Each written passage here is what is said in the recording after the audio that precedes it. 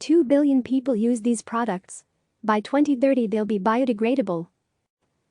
London Unilever plans to make all 70,000 of its products biodegradable over the next decade and disclose the amount of carbon used to produce them as part of sweeping new commitments to tackle the climate crisis.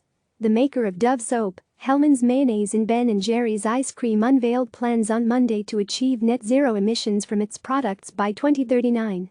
The company also said it will invest €1 billion, $1.1 billion, into a climate and nature fund that will address reforestation, wildlife protection and water preservation.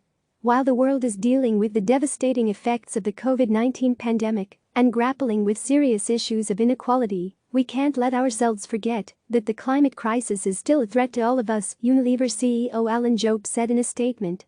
To protect water resources, it's aiming to make its product formulations biodegradable by working with partners to produce decomposable alternatives where they don't yet exist.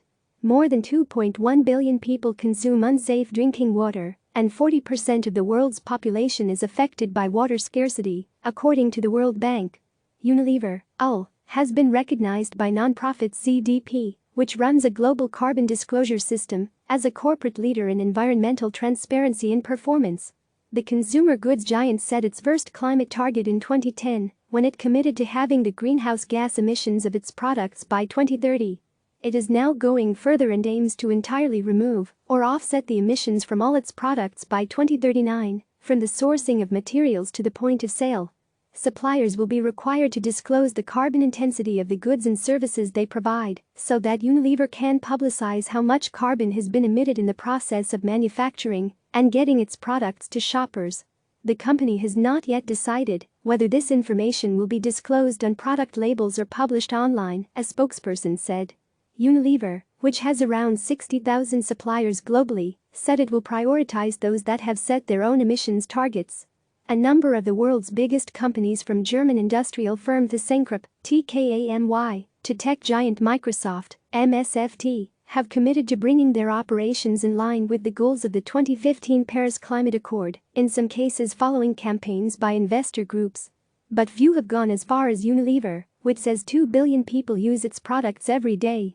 The company will not simply focus on offsetting, but will drive an absolute reduction of greenhouse gas emissions, said Unilever Chief Supply Chain Officer, Mark Engel. Carbon offsetting refers to the practice of balancing out emissions by funding equivalent carbon dioxide savings elsewhere, such as tree planting or sustainable development projects. Questions remain as to how effective offsetting is in combating climate change. Unilever said Monday that it will achieve a deforestation-free supply chain by 2023, using satellite monitoring, geolocation tracking and blockchain to understand exactly where and how its commodities are sourced. The company also said it will work with smallholder farmers to restore soil health, conserve water, and secure legal land rights and access to finance. It will implement water stewardship programs for local communities in 100 locations by 2030. In most parts of the world, the economic and social inclusion of farmers and smallholders in sustainable agricultural production is the single most important driver of change for halting deforestation, said Engel. Last year, Unilever and Nestle, NSRGF, made commitments to reduce their use of plastic packaging, which is a major pollutant of oceans and water sources. Nestle said it is willing to spend more than $2 billion to create a market for recycled materials suitable for food packaging. Both companies have taken part in the Loop initiative, which aims to do away with single-use plastics. Click subscribe to receive the latest news.